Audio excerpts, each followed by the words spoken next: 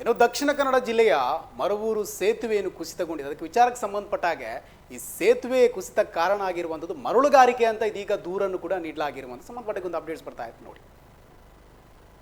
ದಕ್ಷಿಣ ಕನ್ನಡ ಜಿಲ್ಲೆಯ ಮರವೂರು ಸೇತುವೆ ಕುಸಿತಗೊಂಡ ವಿಚಾರಕ್ಕೆ ಸಂಬಂಧಪಟ್ಟ ಹಾಗೆ ನಿರಂತರ ಮರಳುಗಾರಿಕೆಯೇ ಸೇತುವೆ ಕುಸಿಯಲು ಕಾರಣ ಅಂತ ಇದೀಗ ದೂರನ್ನು ಕೂಡ ಕೊಡಲಾಗಿದೆ.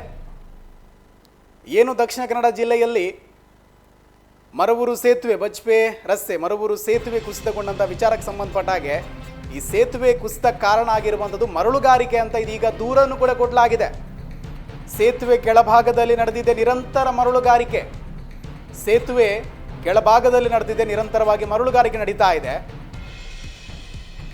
ಸುಮಾರು 20 ಅಡಿ ಆಳಕ್ಕೆ ನಡೆದಿರುವ ಅಕ್ರಮ ಮರಳುಗಾರಿಕೆ, ಸುಮಾರು 20 ಅಡಿ ಆಳಕ್ಕೆ ಮರಳುಗಾರಿಕೆ ನಡೆದಿದೆ ಅಂತ ದೂರನ್ನು ಕೂಡ ಕೊಡಲಾಗಿದೆ. ಮರಳುಗಾರಿಕೆಯಿಂದ ರಾಜಕೀಯ ನಾಯಕರುಗಳ ಕೈವಾಡ ಇದೆ. ಏನು ಈ ಮರಳುಗಾರಿಕೆ ನಡೀತಾ ಇತ್ತು, ಇದಕ್ಕೆ ರಾಜಕೀಯ ನಾಯಕರುಗಳ ಕೈವಾಡ ಇದೆ ಅಂತ ಇದೀಗ ದೂರನ್ನು ಕೂಡ ಕೊಡಲಾಗಿದೆ. ಅಕ್ರಮ ಮರಳುಗಾರಿಕೆ ಬಗ್ಗೆ ಈ ಹಿಂದೆ ಲೋಕಾಯುಕ್ತರಿಗೆ ದೂರನ್ನು ಕೂಡ ನೀಡಲಾಗಿತ್ತು. ಈ ಹಿಂದೆ ಇಲ್ಲಿ ಅಕ್ರಮ ಮರಳುಗಾರಿಕೆ ಆಗ್ತಾ ಇದೆ ಅಂತ ದೂರನ್ನು ಕೂಡ ನೀಡಲಾಗಿತ್ತು. ಕೇಂದ್ರ ಸರ್ಕಾರದ ಪರಿಸರ ಸಚಿವಾಲಯಕ್ಕೆ ದೂರು ನೀಡಿದ್ದ ಮಂಗಳೂರಿನ ತಂಡ, ಕೇಂದ್ರ ಸರ್ಕಾರದ ಪರಿಸರ ಸಚಿವಾಲಯಕ್ಕೆ ದೂರು ನೀಡಿದಂತಹ ಮಂಗಳೂರಿನ ತಂಡ ಪರಿಪೂರ್ಣ ದಾಖಲೆಯ 1000 ಪುಟದ ದೂರನ್ನು ಕೂಡ ಸಲ್ಲಿಕೆ ಮಾಡಲಾಗಿದೆ. ಪರಿಪೂರ್ಣ ದಾಖಲೆಯ 6000 ಪುಟದ ದೂರನ್ನು ಕೂಡ ಸಲ್ಲಿಕೆ ಮಾಡಲಾಗಿದೆ. ಸಾಮಾಜಿಕ ಹೋರಾಟಗಾರ ಶಶಿಧರ್ ಶೆಟ್ಟಿ ನೇತೃತ್ವದ ತಂಡ ಇದೀಗ ದೂರನ್ನು ಕೂಡ ಕೊಟ್ಟಿರುವಂಥದ್ದು.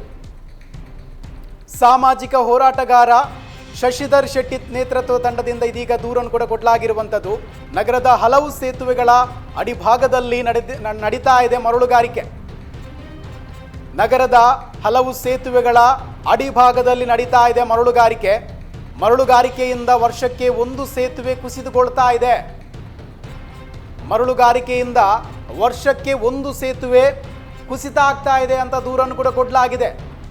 2 ವರ್ಷದ ಹಿಂದೆ ಕುಸಿದಿದ್ದಂತಹ ಬಂಟ್ವಾಳದ ಮೂಲರಪಟ್ಟ ಸೇತುವೆ, 2 ವರ್ಷದ ಹಿಂದೆ ಕುಸಿದಿದ್ದಂತಹ ಬಂಟ್ವಾಳದ ಮೂಲರಪಟ್ಟ ಸೇತುವೆ ವರ್ಷದ ಮಳೆಗಾಲದ ಆರಂಭದಲ್ಲಿ ಮರವೂರು ಸೇತುವೆ ಕುಸಿತ ಆಗಿದೆ. ವರ್ಷದ ಮಳೆಗಾಲದ ಆರಂಭದಲ್ಲೇ ಮರವೂರ ಸೇತುವೆ ಕುಸಿತ ಆಗಿರುವಂಥದ್ದು. ಜಿಲ್ಲೆಯ ಪಳಗುಡಿ ನದಿಗೆ ಅಡ್ಡಲಾಗಿರುವ ಮರವೂರು ಸೇತುವೆ, ಪಳಗುಡಿ ನದಿ ಏನಿದೆ ಅದಕ್ಕೆ ಅಡ್ಡಲಾಗಿರುವಂತಹ ಮರವೂರು ಸೇತುವೆ ಮಂಗಳೂರು ನಗರದಿಂದ ವಿಮಾನ ನಿಲ್ದಾಣ ಸಂಪರ್ಕಿಸುವ ಸೇತುವೆ ಇದಾಗಿದ್ದು, ಮಂಗಳೂರು ಮೂಡುಬಿದಿರೆ ಸಂಪರ್ಕಿಸುವ ಸೇತುವೆ. ಇದೀಗ ಈ ಸೇತುವೆ ಕುಸಿತ ಕಾರಣ ಮರಳುಗಾರಿಕೆ ಅಂತ ಶಶಿಧರ್ ಶೆಟ್ಟಿ ನೇತೃತ್ವ ತಂಡದಿಂದ ದೂರು ನೀಡಲಾಗಿದೆ. ಏನು ಸೇತುವೆ ಕುಸಿತ ಆಗಿದೆ, ಇದಕ್ಕೆ ಮೂಲ ಕಾರಣ ಇದು ಮರಳುಗಾರಿಕೆ ಅಂತ ಇದೀಗ ದೂರನ್ನು ಕೂಡ ನೀಡಲಾಗಿರುವಂಥದ್ದು. ಈ ಹಿಂದೆ ಕೂಡ ದೂರನ್ನು ನೀಡಲಾಗಿತ್ತು. ಅಂದರೆ ಕೇಂದ್ರ ಸರ್ಕಾರದ ಪರಿಸರ ಸಚಿವಾಲಯಕ್ಕೆ ದೂರನ್ನು ನೀಡಿದ್ದಂತಹ ಮಂಗಳೂರು ತಂಡ ಪರಿಪೂರ್ಣ ದಾಖಲೆಯ 6000 ಪುಟದ ದೂರನ್ನು ಕೂಡ ಸಲ್ಲಿಕೆ ಮಾಡಲಾಗಿತ್ತು. ಇದೀಗ ಈ ಸೇತುವೆ ಕುಸಿಯಲು ಕಾರಣ ಕೂಡ ಮರಳುಗಾರಿಕೆ ಅಂತ ಇದೀಗ ದೂರನ್ನು ಕೂಡ ನೀಡಲಾಗಿರುವಂಥದ್ದು. ದಕ್ಷಿಣ ಕನ್ನಡ ಜಿಲ್ಲೆಯ ಮರವೂರು ಸೇತುವೆ ಕುಸಿತಗೊಂಡ ವಿಚಾರಕ್ಕೆ ಸಂಬಂಧಪಟ್ಟ ಹಾಗೆ ಈ ಸೇತುವೆ ಕುಸಿಲಿಕ್ಕೆ ಕಾರಣ ನಿರಂತರ ಮರಳುಗಾರಿಕೆಯೇ ಅಂತ ಇದೀಗ ದೂರನ್ನು ಕೂಡ ನೀಡಲಾಗಿದೆ.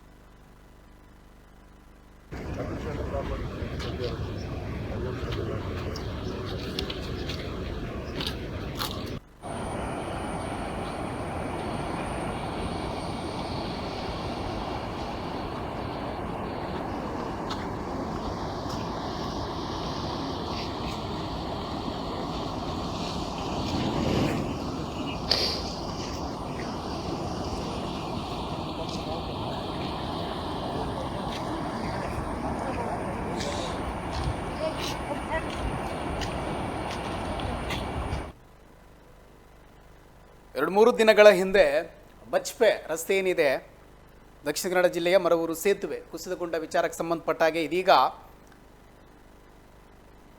ವಿವಿಧ ರೀತಿಯಲ್ಲಿ ದೂರುಗಳು ಬರ್ತಾ ಇತ್ತು. ಹೀಗಾಯಿತು, ಈ ರೀತಿಯಾಗಿ ಕುಸಿತ ಕಾರಣ ಆಯಿತು, ಮತ್ತೊಂದು ರೀತಿಯಲ್ಲಿ ಮತ್ತೊಂದು ಕಾರಣ ಅಂತ ಹೇಳ್ತಾ ಇದ್ರು.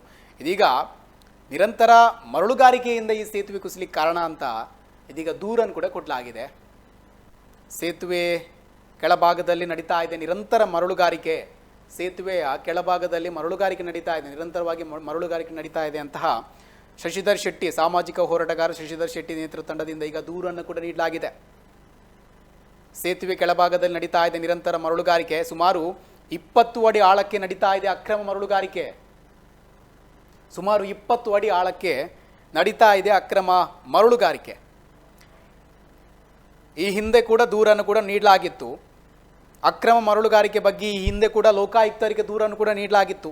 ಕೇಂದ್ರ ಸರ್ಕಾರದ ಪರಿಸರ ಸಚಿವಾಲಯಕ್ಕೆ ದೂರನ್ನು ನೀಡಿದಂತಹ ಮಂಗಳೂರಿನ ತಂಡ, ಕೇಂದ್ರ ಸರ್ಕಾರದ ಪರಿಸರ ಸಚಿವಾಲಯಕ್ಕೆ ದೂರನ್ನು ನೀಡಿದಂತಹ ಮಂಗಳೂರಿನ ತಂಡ ಪರಿಪೂರ್ಣ ದಾಖಲೆಯ 6,000 ಪುಟದ ದೂರನ್ನು ಕೂಡ ಸಲ್ಲಿಕೆ ಮಾಡಿದ್ದಾರೆ. ಪರಿಪೂರ್ಣ ದಾಖಲೆಯ 6,000 ಪುಟದ ದೂರನ್ನು ಸಲ್ಲಿಕೆ ಮಾಡಿರುವಂಥದ್ದು ಸಾಮಾಜಿಕ ಹೋರಾಟಗಾರ ಶಶಿಧರ್ ಶೆಟ್ಟಿ ನೇತೃತ್ವ ತಂಡದಿಂದ ದೂರನ್ನು ನೀಡಲಾಗಿದೆ. ನಗರದ ಹಲವು ಸೇತುವೆಗಳ ಅಡಿಭಾಗದಲ್ಲಿ ನಡೀತಾ ಇದೆ ಮರಳುಗಾರಿಕೆ ಅಂತ ದೂರನ್ನು ಕೂಡ ನೀಡಲಾಗಿರುವಂಥದ್ದು. ಮರಳುಗಾರಿಕೆಯಿಂದ ವರ್ಷಕ್ಕೆ 1 ಸೇತುವೆ ಕುಸಿತಾ ಇದೆ. ಏನು ಮರಳುಗಾರಿಕೆ ನಡೀತಾ ಇದೆ, ಇದರಿಂದ ವರ್ಷಕ್ಕೆ 1 ಸೇತುವೆ ಕುಸಿತುಕೊಳ್ತಾ ಇದೆ. ವರ್ಷದ ಮಳೆಗಾಲದ ಆರಂಭದಲ್ಲಿ ಮರವೂರು ಸೇತುವೆ ಕುಸಿತಗೊಂಡಿದೆ. ಮರಳುಗಾರಿಕೆಯಿಂದ ವರ್ಷಕ್ಕೆ 1 ಸೇತುವೆ ಕುಸಿತುಕೊಳ್ತಾ ಇದೆ. 2 ವರ್ಷದ ಹಿಂದೆ ಕುಸಿದಂತಹ ಬಂಟ್ವಾಳದ ಮೂಲರಪಟ್ಟ ಸೇತುವೆ ಏನಿದೆ, ಇದೀಗ ಈ ಮರಳುಗಾರಿಕೆಯಿಂದ ವರ್ಷಕ್ಕೆ 1 ಸೇತುವೆ ಕುಸಿತಗೊಳ್ತಾ ಇದೆ ಅಂತ ಇದೀಗ ದೂರನ್ನು ಕೂಡ ನೀಡಲಾಗಿದೆ. ದೂರನ್ನು ಕೂಡ ನೀಡಲಾಗಿರುವಂಥದ್ದು.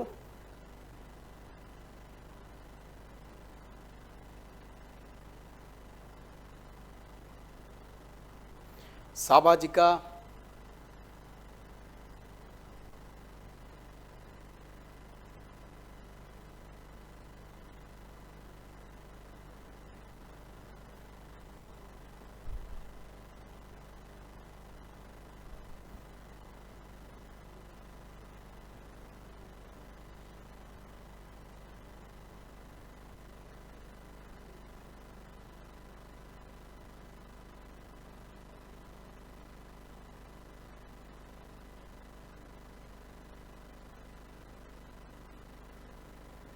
ಏನೋ ದಕ್ಷಿಣ ಕನ್ನಡ ಜಿಲ್ಲೆಯ ಮರವೂರು ಸೇತುವೆ ಆ ಒಂದು ಕುಸಿತಕ್ಕೆ ಸಂಬಂಧಪಟ್ಟ ಹಾಗೆ ಈಗ ದೂರನ್ನು ಕೂಡ ನೀಡಲಾಗಿರುವಂಥದ್ದು. ಇನ್ನು ಅಕ್ರಮ ಮರಳುಗಾರಿಕೆ ನಡೀತಾ ಇದೆ, ಇದರಿಂದ ಈ ಸೇತುವೆ ಕುಸಿತುಕೊಂಡಿದೆ ಅಂತ ದೂರನ್ನು ಕೂಡ ನೀಡಲಾಗಿದೆ.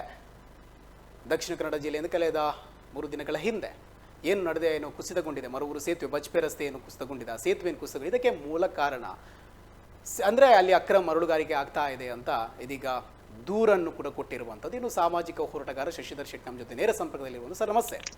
ನಮಸ್ಕಾರ. ದೂರನ್ನು ಕೂಡ ಕೊಟ್ಟಿದ್ದೀರಾ ಸರ್, ಈ ಸೇತುವೆ ಕುಸಿತಕ್ಕೆ ಸಂಬಂಧಪಟ್ಟ ಬೇರೆ ಬೇರೆ ಕಾರಣಗಳು ಬರ್ತಾ ಇತ್ತು, ಆದರೆ ನೇರವಾಗಿ ಹೇಳಿದ್ದೀರಾ ಮರಳುಗಾರಿಕೆಯಿಂದ ಈ ಸೇತುವೆ ಕುಸಿತಗೊಂಡಿದೆ ಅಂತ. ಏನ್ ಕತೆ ಏನು ಸರ್? 2015ರಲ್ಲಿ ನಾನು ರಾಷ್ಟ್ರೀಯ ಹೆದ್ದಾರಿ ಪ್ರಾಧಿಕಾರಕ್ಕೆ ಒಂದು ನೋಟಿಸ್ ಕೊಟ್ಟಿದ್ದೆ. ಓಕೆ.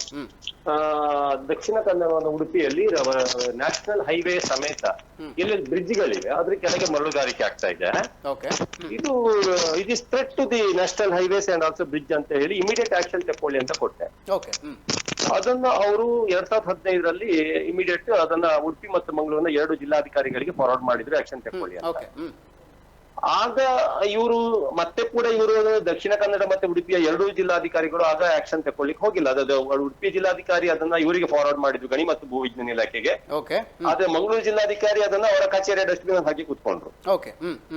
ಅದರ ನಂತರ 2017ರಲ್ಲಿ ಕೆಲವು ಕಡೆ ಈ ನಮ್ಮ ಫಾರ್ ಎಕ್ಸಾಂಪಲ್ ಕುಂದಾಪುರ ಹಾಲಾಡಿ ಹೊಳೆಯ ಸರ್ವೆ ನಂಬರ್ 213, 319ರಲ್ಲಿ ರಾಷ್ಟ್ರೀಯ ಹೆದ್ದಾರಿಯ ಕೆಳಗಡೆನೆ, ಅಂದ್ರೆ ಸರ್ವೆ ನಂಬರ್ ರಾಷ್ಟ್ರೀಯ ಹೆದ್ದಾರಿ ನಮ್ಮ ನ್ಯಾಷನಲ್ ಬ್ರಿಡ್ಜ್ ಅದೇ ಸರ್ವೆ ನಂಬರ್ ಅಲ್ಲಿ ಬರುತ್ತೆ, ಅದ್ರ ಕೆಳಗಡೆನೆ 13 ಜನರಿಗೆ ಮರಳು ತೆಗಿಲಿಕ್ಕೆ ಅನುಮತಿ ಕೊಟ್ಟರು.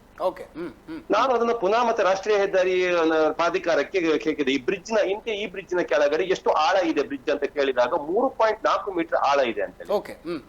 ಆದ್ರೆ ಗಣಿ ಮತ್ತು ಭೂವಿಜ್ಞಾನ ಇಲಾಖೆ ಅವರು ಮರಳು ಅನುಮತಿ ಕೊಡುವಾಗ ಆ ಬ್ರಿಡ್ಜ್ ಅಲ್ಲಿ ಆ ಬ್ರಿಡ್ಜ್ ಕೆಳಗೆ 1 ಮೀಟರ್ ಕೆಳಗಡೆನೆ ಮರಳು ಉಂಟು, ದೋಣಿಗೆ ಸಿಕ್ಕಿ ಬೀಳ್ತಾ ಉಂಟು, ಸಂಚಾರ ಕಡಿಮೆ ಅಡ್ಡಿ ಆಗ್ತಾ ಉಂಟು, ನಾವು ಅದಕ್ಕೆ ಅನುಮತಿ ಕೊಡ್ತೀವಿ ಅಂತ ಇದೀವಿ ಅಂತ ಹೇಳಿ ಕೊಟ್ರು. ಅಂದ್ರೆ ಎರಡು ಕೂಡ ಸರ್ಕಾರದ ಇಲಾಖೆ. ಒಂದು ಇಲಾಖೆ ಹೇಳುತ್ತೆ ನಮ್ ಬ್ರಿಡ್ಜ್ ಕೆಳಗಡೆ 3.5 ಮೀಟರ್ ಆಳ ಇದೆ ಅಂತ. ಅದೇ ಗಣಿ ಮತ್ತು ಭೂವಿಜ್ಞಾನ ಇಲಾಖೆ ಡಿಡಿ ಹೇಳ್ತಾರೆ ಇಲ್ಲ, ಇಲ್ಲಿ ಬರೀ 1 ಮೀಟರ್ ಗಿಂತ ಕಡಿಮೆ ಆಳದಲ್ಲೇ ಮರಳಿದೆ, ನಮ್ಮ ಮೀನುಗಾರಿಕೆ ದೋಣಿಗೆ ಧಕ್ಕೆ ಆಗ್ತಾ ಉಂಟು, ಆದ್ರಿಂದ ಅನುಮತಿ ಕೊಡ್ತಾ ಇದ್ದೀವಿ ಅಂತ. ಅದೇ 2017ರಲ್ಲಿ ಪುನಃ ಆಗ ರಾಷ್ಟ್ರೀಯ ಹೆದ್ದಾರಿ ಪ್ರಾಧಿಕಾರದ ಡೆಪ್ಟಿ ಡೈರೆಕ್ಟರ್ ಚೇಂಜ್ ಆಗ್ತಾರೆ. ಈ ರಾಷ್ಟ್ರೀಯ ಹೆದ್ದಾರಿ ಪ್ರಾಧಿಕಾರಕ್ಕೆ ಒಂದು 4-5 ಲಕ್ಷ ಲಂಚ ಸಿಗುತ್ತೆ. ಲಂಚದ ಹಣ ತಕೊಂಡು ನೀವು ಏನ್ ಮಾಡ್ತಾನೆ, NOC ಕೊಡ್ತಾನೆ.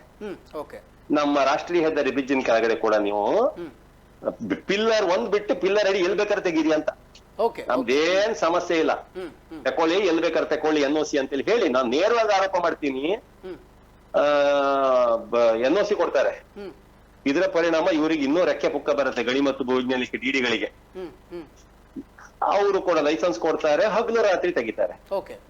ಇದರ ಪರಿಣಾಮ ಮೂಲರಪಟ್ಟಣ ಬ್ರಿಡ್ಜಿನಲ್ಲಿ ನಾವು ಆ ಮಳೆಗಾಲದಲ್ಲಿ ತೆಗಿಯೋ ಟೈಮಲ್ಲಿ ನೋಡಿ ಮರಳು ಗಣಿಗಾರಿಕೆ ಆಗ್ತದೆ ಅಂತ ಅವಾಗ ನೋಟಿಸ್ ಕೊಟ್ವಿ. ಜಿಲ್ಲಾಡಳಿತ ಆಕ್ಷನ್ ತಗೊಂಡಿಲ್ಲ. ನಾವು ನೋಟಿಸ್ ಕೊಟ್ಟ 3 ತಿಂಗಳೊಳಗೆ ಮೂಲರಪಟ್ಟಣ ಬ್ರಿಡ್ಜು ಮೂರಾಬಟ್ಟೆಯಾಗಿ ಬಿದ್ದೋಯ್ತು. ಈ ಮರವೂರು ಬ್ರಿಡ್ಜು ಇದು ಈಗ 2 ವರ್ಷದ ಮೇಲೆ ಅಲ್ಲಾಡ್ಲಿಕ್ಕೆ ಶುರುವಾಯ್ತು. ಈಗ ನೀವು ಕೆಲವರು ಹೇಳ್ಬಹುದು ಕೆಳಗಡೆಯಲ್ಲಿ ಇನ್ನೊಂದು ಕಾಮಗಾರಿ ಆಗ್ತಾ ಉಂಟು, ನೀರಿನ ಒತ್ತಡ ಆಚೆ ಕಡೆ ಉಂಟಂತೇಳಿ ಹೇಳಿ. ಆದ್ರೆ ಕಾಮನ್ ಸೆನ್ಸ್ ಯೂಸ್ ಮಾಡ್ಬೇಕು. ಒಂದು ಎಲ್ಲಿಯ ಸಮುದ್ರದ ತೆರೆ ಅಥವಾ ಹರಿಯುವ ನೀರಿನ ಹರಿವು ಇದ್ದಾಗ ಅದರ ಒಂದು ಎಲ್ಲಾದ್ರೂ ಹೊಂಡ ತೆಗೆದ್ರೆ, ಅದರ ನೀರಿನ ಹರಿವಿನ ವಿರುದ್ಧ ದಿಕ್ಕಿನೊಳಗೆ ಹೊಂಡ ತೆಗೆದ್ರೆ ಇಮಿಡಿಯೇಟ್ ಹೊಂಡ ಮುಚ್ಚುತ್ತೆ, ಫಿಲಪ್ ಆಗತ್ತೆ.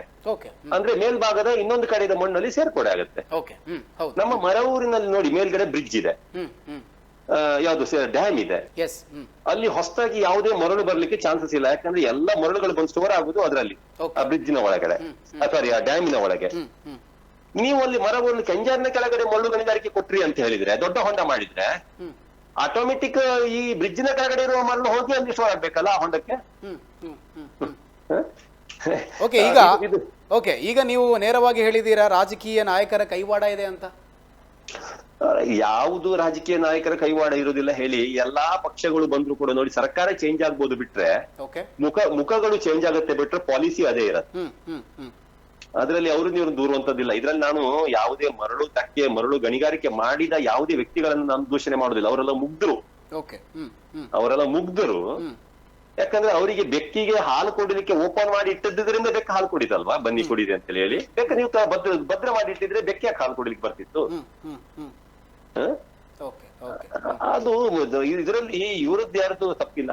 ಯಾರ್ದು ಮರಳು ತೆಗ್ದಾರ ನೋಡಿ, ಅವರು ಮುಗ್ಧರು. ಅವರು ತಪ್ಪಲ್ಲ ಇವ್ರದ್ದು. ಯಾರು ಅಲ್ಲಿ ಗಣಿ ಮತ್ತು ಭೂವಿಜ್ಞಾನ ಇಲಾಖೆ ಡಿಡಿಗಳಿರ್ಬಹುದು, ಯಾರ್ಯಾರು ನಮ್ಮ ದೇಶದ ಪ್ರಾಕೃತಿಕ ಸಂಪತ್ತನ್ನ ರಕ್ಷಣೆ ಮಾಡಿ ಅಂತೇಳಿ ಹೇಳಿ ಜನರ ತೆರಿಗೆ ಹಣದಿಂದ ಸಂಬಳ ಜೊತೆಗೆ ಸವಲತ್ತೆಲ್ಲ ಕೊಟ್ಟು ಪೂರ್ತಿಯೂ ಕೂಡ ಸಂಬಳ ತಕ್ಕೊಳ್ಳಿಕ್ಕೂ ಯೋಗ್ಯತೆ ಇಲ್ಲದೆ ಅದ್ರ ಜೊತೆಗೆ ಗಿಂಬಳಕ್ಕಾಗಿ ಬಂದು ಕೂಡಿರ್ತಾರೆ ನೋಡಿ, ಅಂತವ್ ಅದು ಅವ್ರ ತಪ್ಪು ಬಿಟ್ರೆ ಈ ಲೋಕಲ್ಸ್ ಯಾರ್ದು ತಪ್ಪಂತ ಅಂದಿರೋದಿಲ್ಲ. ಥ್ಯಾಂಕ್ ಯು ಸರ್, ಚಾನಲ್ ಜೊತೆ ಮಾತಾಡಿದ್ದಕ್ಕೆ ಥ್ಯಾಂಕ್ ಯು. ಗಮನಿಸಬೇಕು, ಇದು ಸಾಮಾಜಿಕ ಹೋರಾಟಗಾರ ಶಶಿಧರ್ ಶೆಟ್ಟಿ ಅವರು ನಮ್ಮ ಜೊತೆ ಮಾತಾಡಿರುವಂಥದ್ದು. ಅವ್ರು ನೇರವಾಗಿ ಹೇಳ್ತಾ ಇರುವಂಥದ್ದು, ಅಕ್ರಮ ಮರಳುಗಾರಿಕೆಯಿಂದ ಈ ಸೇತುವೆ ಕುಸಿತಗೊಂಡಿದೆ. ಇದಕ್ಕೆ ಬೇರೆ ಏನು ರೀಸನ್ ಇಲ್ಲ, ಬೇರೆ ಏನು ಬೇಕಾದ್ರೆ ಯಾರು ಬೇಕಾದ್ರೆ ಹೇಳಿ, ಆದರೆ ಇದಕ್ಕೆ ಮೂಲ ಕಾರಣ ಅದು ಏನಲ್ಲಿ ಅಕ್ರಮ ಮರಳುಗಾರಿಕೆ ಆಗ್ತಾ ಇದೆ, ಇದರಿಂದಾಗಿ ಈ ಸೇತುವೆ ಕುಸಿತಗೊಂಡಿರುವಂಥದ್ದು. ಇನ್ನು ಬಂಟ್ವಾಳದ ಮೂಲರಪಟ್ಟ ಅದ್ರ ಬಗ್ಗೆ ಕೂಡ ಹೇಳಿದ್ದಾರೆ, ಅಲ್ಲೂ ಕೂಡ ಇದೇ ನಡೆದಿರುವಂಥದ್ದು. ಹಾಗಾಗಿ ಅದು ಕೂಡ ಬಿದ್ದು ಹೋಯಿತು, ಅದು ಕೂಡ ಕುಸಿತಗೊಂಡಿದೆ. ಇನ್ನು ದೂರಲ್ಲೇ ಹೇಳಿದ್ದಾರೆ, ನೇರವಾಗಿ ಹೇಳಿದ್ದಾರೆ, ರಾಜಕೀಯ ನಾಯಕರುಗಳ ಕೈವಾಡ ಇದೆ ಅಂತ. ರಾಜಕೀಯ ನಾಯಕರುಗಳ ಕೈವಾಡ ಇದೆ ಅಂತ ನೇರವಾಗಿ ದೂರಲ್ಲಿ ಹೇಳಿರುವಂಥದ್ದು. ಇನ್ನು ಜೊತೆಗೆ ಈ ಅಕ್ರಮ ಮರಳುಗಾರಿಕೆಯಿಂದ ವರ್ಷದಲ್ಲಿ 1 ಸೇತುವೆ ಕುಸಿತಗೊಳ್ತಾ ಇದೆ ಅಂತಹ ದೂರನ್ನು ಕೂಡ ಕೊಡಲಾಗಿದೆ. ಈ ಹಿಂದೆ ಕೂಡ ದೂರನ್ನು ಕೊಟ್ಟಿದ್ರು. ಹಾಗಾಗಿ ನೇರವಾಗಿ ಆರೋಪವನ್ನು ಮಾಡಿದ್ದಾರೆ. ನಿರಂತರ ಮರಳುಗಾರಿಕೆಯಿಂದ ಈ ಸೇತುವೆ ಕುಸಿಲಿಕ್ಕೆ ಕಾರಣ ಅಂತ ಸಾಮಾಜಿಕ ಹೋರಾಟಗಾರ ಶಶಿಧರ್ ಶೆಟ್ಟಿ ಅವರು ದೂರಲ್ಲಿ ನೀಡಿರುವಂಥದ್ದು.